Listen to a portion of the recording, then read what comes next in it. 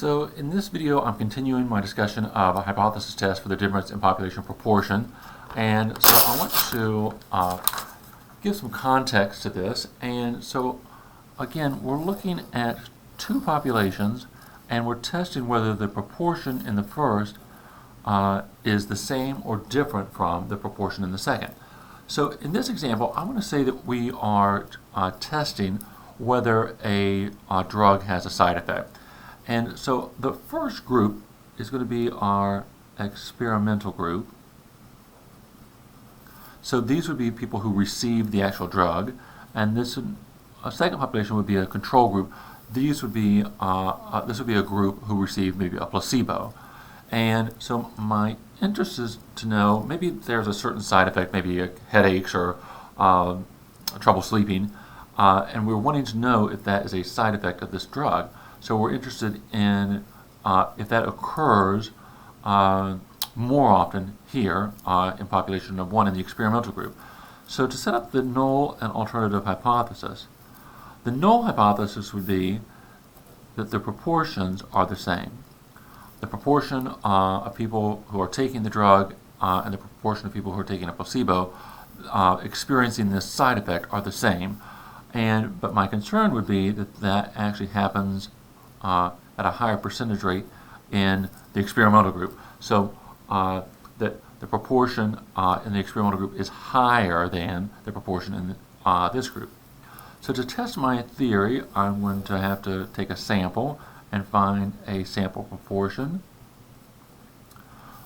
using a count and a sample size here, and compare that to a result here where I get a proportion number 2 based on a second count and a second sample size.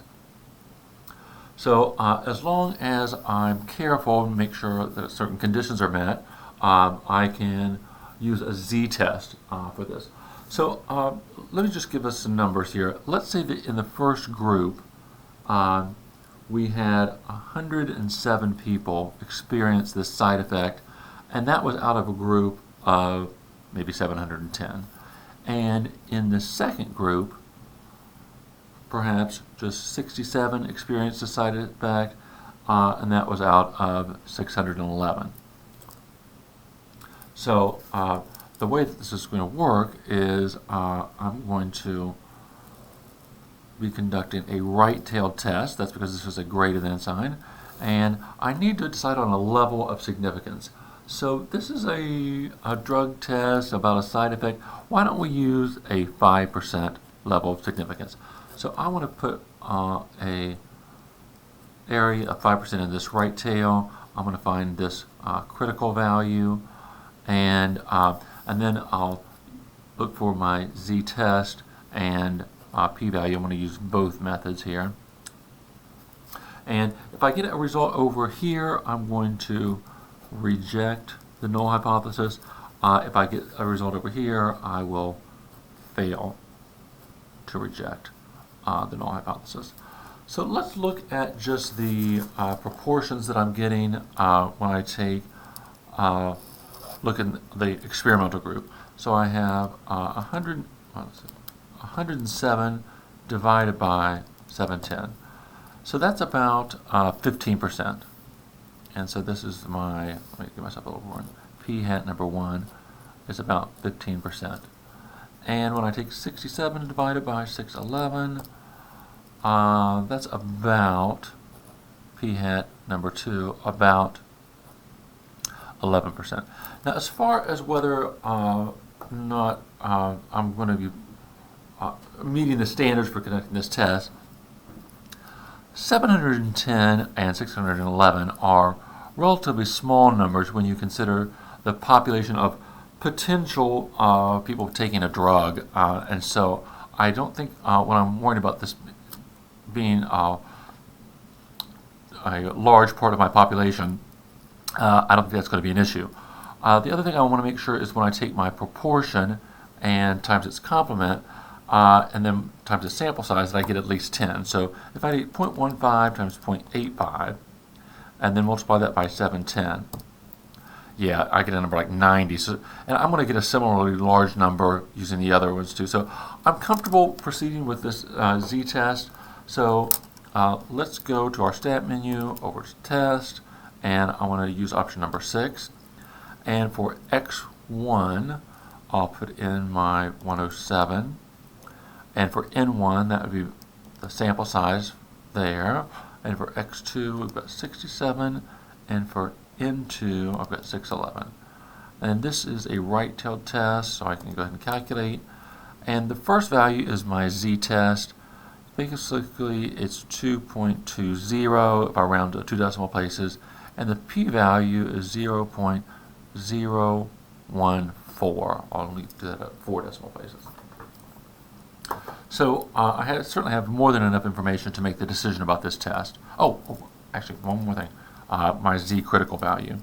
So I'm going to put 5% in that right tail. I need to go to my distribution menu to option 3, and I'm using 0.050, 1, and that's negative 1.645, but I'm doing a right-tailed test, so it's positive 1.645.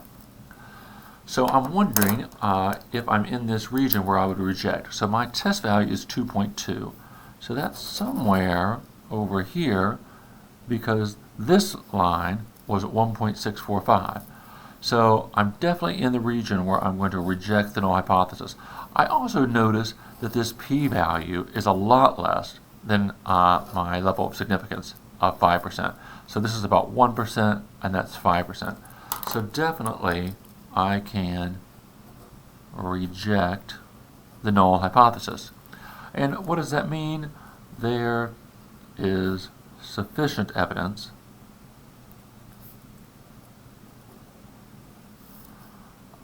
that the proportion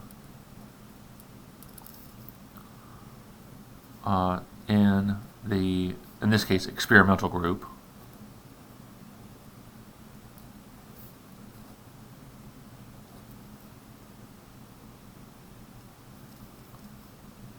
I want to make sure that I'm being clear here. The test is about the population, not the sample. I know 100% that this sample proportion was larger than this. My test is whether the population proportion. So there is sufficient evidence that the proportion in the experimental population is higher than the proportion in the control population. So it would appear that you can expect people who are taking this drug to experience this side effect at a higher rate than people just would normally experience that side effect, whatever it is. So one more thing about this p-value and how we can interpret this. I kept this to 3 decimal places for a reason, and I want to say that this number 0.014 is the same thing as 14 out of 1,000. And the reason I'm saying that, if I want to interpret this p-value, I can say, if this were true, the null hypothesis, that these proportions were the same, the likelihood that I would get a difference in my sample proportions as large or greater than the one that I did, that sort of difference would happen maybe in 14 out of 1,000 samples. So it's a very unlikely result if this is true. So that's just a note on the interpretation of the p-value. All right, so that wraps up this example. I hope that helps. In another video, I'll talk about how we can create confidence intervals for the difference in proportions.